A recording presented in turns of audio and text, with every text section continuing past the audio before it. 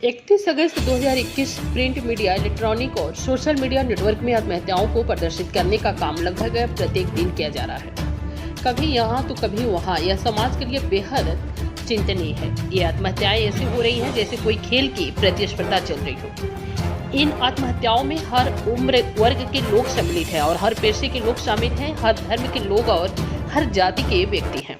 ये विभिन्न रूपों में देखने को मिलती हैं। कोई पंखे से झूलकर तो कोई पेड़ से लटक कर, कोई रिवॉल्वर या बंदूक से तो कोई विष खाकर, कोई नदी में कूदकर तो कोई ट्रेन के सामने आकर अपनी जान गंवा बैठता है। समाज बदल रहा है, समय भी बदल रहा है, लोग बदल गए और उनकी नैतिकता भी बंधक बन चुकी है। ऐसे में समाज के बीच बहुत सोच विचार कर आगे बढ़ना है।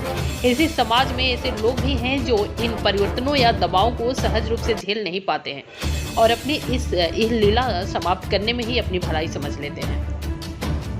लेकिन दुनिया तो दबावों का बसेरा है और इन दबावों का सहजता से झेल ले जाना ही तो जिंदगी है। लेकिन यह सब कहना और लिखना तो आसान है। व्यक्ति जब अपनी मनोदशा के उस चरम पर पहुंच जाता है जहां उसे उसकी मौत भी उसे पीछे नहीं डिगा सकती, तो इस तरह का कदम उठा लेता है।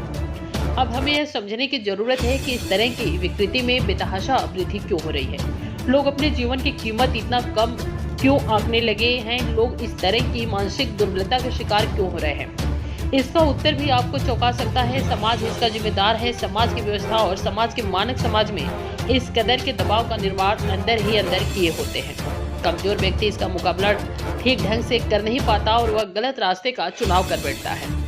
कारणों को ठीक ढंग से यदि समझे तो यह बात सामने आएगी कि एक लड़की का यौन शोषण होता है। और शोषण कौन है? किसी पार्टी का नेता। लड़की बार बार फरियाद करती है लेकिन कहीं पर उसकी सुनवाई नहीं होती। अधिकारी, जज और नेता मिलकर उस केस को आगे नहीं बढ़ने देते। मजबूरन उसे सुप्रीम कोर्ट के सामने आत्महत्या करनी पड़ती है। केस को ठीक ढंग से प्रस्तुत न कर पाने के कारण एक आईपीएस को पुलिस बिना किसी वारंट के जबरी बकरे की तरह गाड़ी में ठूंसकर हवालात पहुंचाती है, बाद में न्यायिक हिरासत में भेज देती है।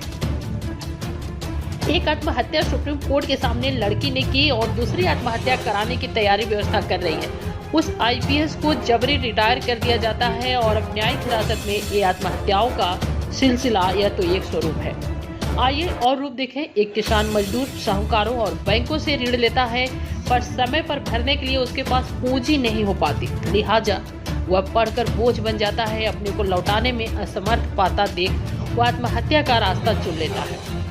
आजकल लव मैरिज का भूत लोगों के सिर पर चढ़कर बोल रहा है। ऐसे में लड़के और लड़कियां न तो अपने परिवार की इज्जत और प्रतिष्ठा को देख पाते हैं, न इसको कोई महत्व देते हैं। नेट पर प्रेम परवान चढ़ता है और बिना शादी ब्याह किए ही शारीरिक संबंध बनने शुरू हो जाते हैं।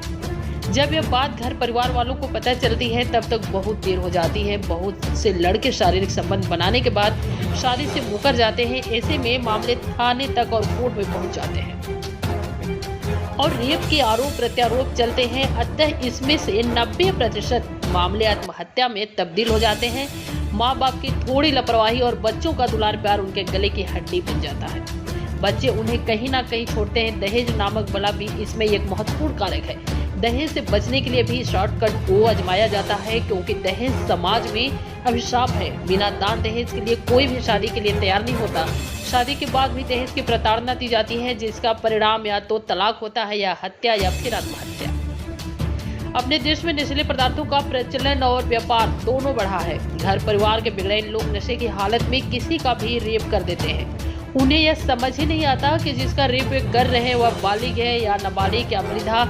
इनमें से कई शिकार हुए लोग आत्महत्या की तरफ कदम बढ़ा देते हैं। आवश्यकता है ऐसे कमजोर लोगों की पहचान करना जो तनिक से विपरीत परिस्थिति आने पर गलत कदम उठा लेते हैं। उन्हें अपनी नजरों के सामने रखकर उनको बहुत प्यार और आत्मविश्वास के साथ समझाने का कार्य करना चाहिए। बहुत से परिवार के मुखिया इस तरह के कदम उठा लेते हैं। ऐसे में परिवार के समस्त सदस्यों की जिम्मेदारी बनती है कि ऐसी दशा को भांपकर समय समय पर विश्वास भरें और कंधे से कंधा मिलाकर कार्य करने की प्रेरणा दें। इस तरफ समाज का ध्यान बहुत जरूरी है। सरकार को भी इस तरह के आंकड़ों को इकट्ठा कराकर इसका विश्लेषण कराना आवश्यक प्रतीत होता है। समय रहते इस पर विचार नहीं किया गया तो बीमारी घर घर अपना पांव जमा लेगी। इससे छुटकारा पाना असंभव हो जाएगा।